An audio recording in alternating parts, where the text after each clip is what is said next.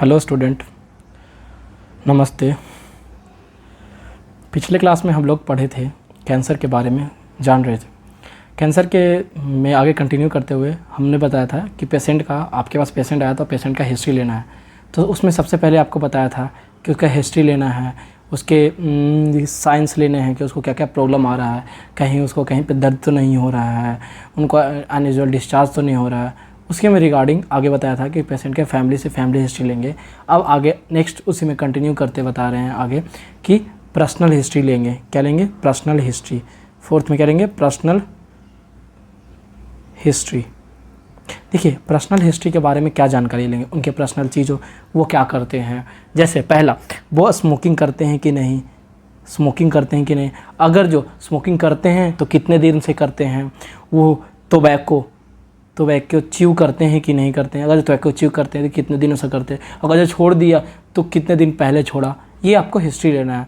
और वो alcohol consume करते हैं कि नहीं करते हैं, कितने दिन से करते हैं, उनका डाइट प्लान क्या है, ठीक है, उनका डाइट प्लान क्या है, डाइट पैटर्न क्या है, डाइट पैटर्न क्या है, diet plan and diet pattern क्या है, वो कौन सा ऑक्यूपेशन करते हैं, ऑक्यूपेशन। अच्छा, ऑक्यूपेशन के बारे में जानना ज़रूरी क्यों है? देखिए, एक्चुअली बहुत सारे जो वर्कर काम करते हैं फैक्ट्री में या फिर कोई माइनिंग में, वहाँ से क्या हो सकता है, वो जहाँ पे काम करते हैं ना, वो सब्सटेंस भी कार्सिनोजेन हो सकता है। कार्सिनोजेन, आपको इसके बारे में बताया था कि वो ऐसा सब्सटेंस जो कि कैंसर को प्रमोट कर सकता है या फिर कैंसर बॉडी में ला सकता है। तो इससे आपको पता चल सकता है कि उस कैंसर का होने की संभावना है। तो इस वजह से उनकी ऑक्यूपेशन को जानना ज़रूरी है। और उसका सोशियो इकोनॉमिक स्टेटस जानिए। सोशियो इकोनॉमिक स्टेटस ये होता है कि वो, उनका फैमिली में क्या बैकग्राउंड है, मतलब वो क्या करते हैं, कितना अर्न करते हैं, इससे पता चल पाएगा कि उनकी लाइफस्टाइल कैसी है। अगर जो अच्छे लाइफस्टाइल होंगे तो प्रोकअप चेकअप कराते होंगे, प्रॉपर वो अपने हेल्थ का ध्यान रखते होंगे। अगर जो वो कम इनकम वाले होंगे तो उस तरीके से उनका हो सकता है। क्या कभी उनको ऐसा दवाई लेना पड़ा है जिसके कारण उनको अपने इम्यून सिस्टम को सप्रेस करना पड़ा? मतलब कि कभी किसी को किडनी ट्रांसप्लांट होता है, कभी किसी को लीवर ट्रांसप्लांट होता है, उसके अंदर क्या होता है, हम ऐसे दवाई देते हैं उस व्यक्ति को ताकि वो जो किडनी हमने डाला है और लंग्स हमने डाला है उनके बॉडी में, वो उसको रिफ्यूज़ ना करे, उसको अपना ले। इसके कारण हम उसके अंदर इम्यूनो सप्रेसिव डालते हैं। तो क्या कभी इम्यूनो सप्रेसिव ड्रग लिया है आपने? इसके बारे में जानेंगे, ठीक है। अच्छा, हम कैंसर को जानने के लिए क्या करते हैं, हम लोग कुछ टेक्निक यूज़ करते हैं। क्या करते हैं? इसमें 3 प्रोसेस है। पहला, इंस्पेक्शन। क्या बोलते हैं? इंस्पेक्शन। क्या करते हैं? इंस्पेक्शन। क्या करते हैं? इंस्पेक्शन। देखते हैं, इंस्पेक्शन मतलब बाहर से देखते हैं, ठीक है, कि कहाँ हो सकता है, ठीक है, इंस्पेक्ट करते हैं, ठीक है, इंस्पेक्शन। जैसे किसी को खड़ा कर दें, देखें कि अच्छा इस बॉडी में यहाँ पे चेंजमेंट दिख रहा है, कैसे किसी का यहाँ पे कुछ हो जाता है तो कहते हैं अच्छा यहाँ पे कुछ गड़बड़ नज़र आ रहा, समझ पा रहा है, तो इंस्पेक्शन। दूसरे में देख करना है पाल्पेशन। क्या करना है? पाल्पेशन। पाल्पेशन मतलब क्या होता है? छू के, पल्पेट। जैसे आप नर्स हैं तो एज ए पल्पेट ग्राफ पहन के उसको टच करेंगे, अच्छा यहाँ पे पल्पेट करके देखेंगे, ठीक है। उसके बाद प्रीगर्जन देखेंगे, प्रीकर्सन करेंगे उसका, और मतलब और प्रिसाइज उसका निरीक्षण करेंगे। समझ में आया? तभी हमको पता पड़ पाएगा कि वहाँ पे क्या हो रहा है, अब नॉर्मल सेल ग्रोथ हुआ कि नहीं। इंस्पेक्शन को क्या बोलते हैं? निरीक्षण। और पाल्पेशन को परिस्पर्शन। और प्रीकर्जन को अज्ञात परीक्षण, मतलब और आगे का परीक्षण बोलते हैं, ठीक है।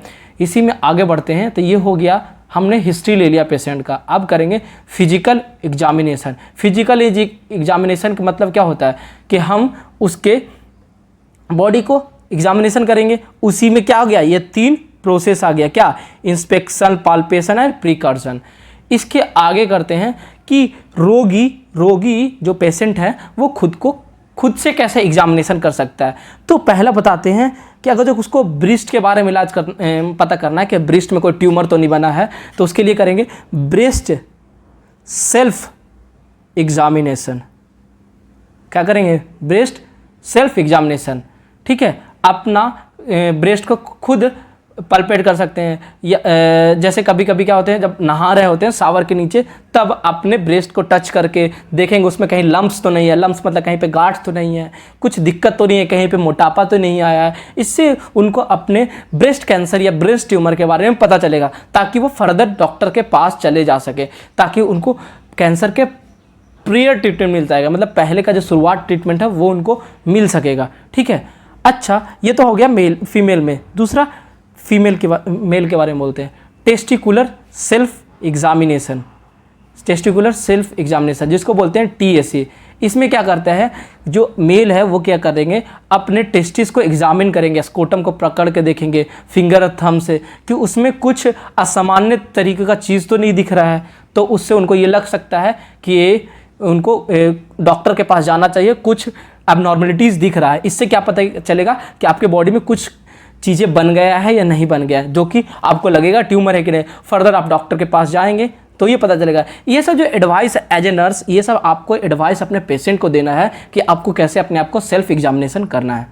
अगला आते हैं हम लोग डायग्नोस्टिक एग्जामिनेशन। डी में आते हैं एक डायग्नोस्टिक एग्जामिनेशन। डायग्नोस्टिक एग्जामिनेशन क्या मतलब, हम लैब के द्वारा क्या कैसे कैसे पता कर सकते हैं कि किसी को कैंसर है कि नहीं। सबसे पहला ब्लड एग्जामिनेशन। ठीक है, तो ब्लड एग्जामिनेशन में क्या क्या कर सकते हैं, जैसे हम उसके लिख सकते हैं HB हीमोग्लोबिन का लेवल। ठीक है, और क्या करेंगे TLC और DLC। TLC का क्या फुल फॉर्म होता है, total lymphocyte, total leucocyte count. ठीक है, ल्यूकोसाइट क्या होता है, जो आपके अंदर व्हाइट ब्लड सेल होता है ना, उसके count. DLC differential leukocyte count. इसमें क्या होता है, आपके बॉडी में जो डिफरेंट टाइप का ल्यूकोसाइट काउंट होता है ना, उसको करते हैं। मतलब WBC डिफरेंट प्रकार के होता है, वो हर एक प्रकार का बेसोफिल न्यूट्रोफिल उसका काउंट करते हैं।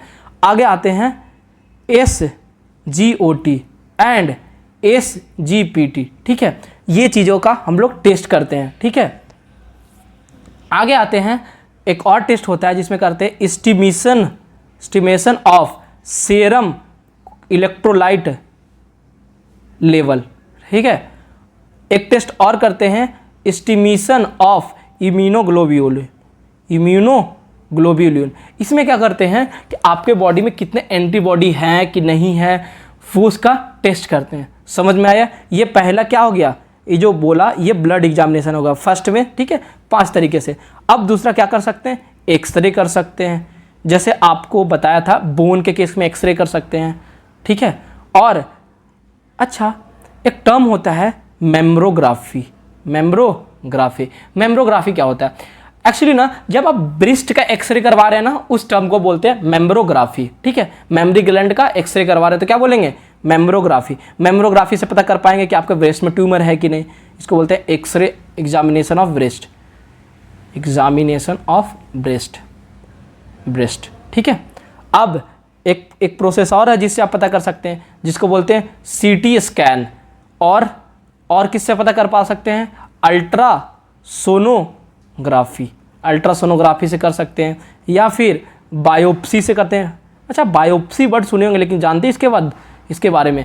एक्चुअली बायोप्सी क्या होता है, बायोप्सी में क्या करते हैं, हम एक नीडल लेते हैं और जहाँ पे आपको लगता है ट्यूमर है वहाँ पे उसको इंसर्ट करते हैं, वहाँ से कुछ सेल को सक करते हैं, नीडल में भरते हैं, और नीडल में भर के उसके बाद उसको लैब भेजते हैं। लैब में स्टडी करते हैं क्या वो जो सेल है वो उसमें कैंसर है कि नहीं है। ठीक है, चलिए एक और प्रोसेस होता है जिसको बोलते हैं साइटोलॉजिकल मेथड। मतलब वहाँ से सेल निकाल के, जैसे बायोप्सी किया गया ना, इसी का एक और मेथड होता है जिसको बोलते हैं FNAC। नाम सुने होंगे, इसको बोलते हैं फाइन नीडल एस्पिरेशन साइटोलॉजी। ठीक है, इसमें क्या करते हैं हम लोग कि एक नीडल लेते हैं, पतली सी नीडल, बहुत अंदर तक डालते हैं, वहाँ से फ्लूइड निकालते हैं, फिर उसका सेल का स्टडी करते हैं। सिमिलर बायोप्सी में ज़्यादा सा सेल लेते हैं, इसमें कम सेल लेते हैं। ठीक है, अब आते हैं MRI। इसमें क्या आता है, जैसे CT स्कैन है उससे थोड़ा सा एडवांस है MRI का फुल फॉर्म क्या होता है, मैग्नेटिक रेजोनेंस इमेजिंग। ठीक है, MRI में भी हम लोग स्कैन करते हैं बॉडी में, ताकि पता चल जाए कि है कि नहीं। जैसे अब इंटेस्टाइनल कैंसर के लिए क्या करते हैं प्रोक्टोस्कोपी एंड सिग्मोडोस्कोपी। अच्छे से लिख देता हूँ मैं, 8 नंबर है प्रोक्टोस्कोपी एंड सिग्माइडोस्कोपी।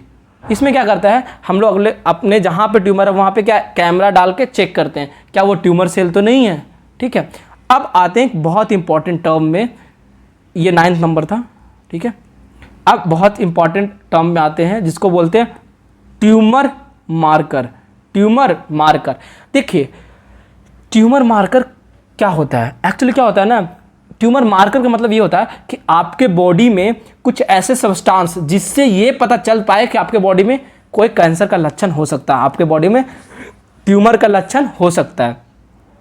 इसमें क्या करते हैं, आपका बॉडी फ्लूइड मतलब टिश्यू फ्लूइड, ऐसे लिम्फ हुआ, ये सब को लेके देखते हैं इसमें कोई किसी चीज़ का लेवल बढ़ा तो नहीं है।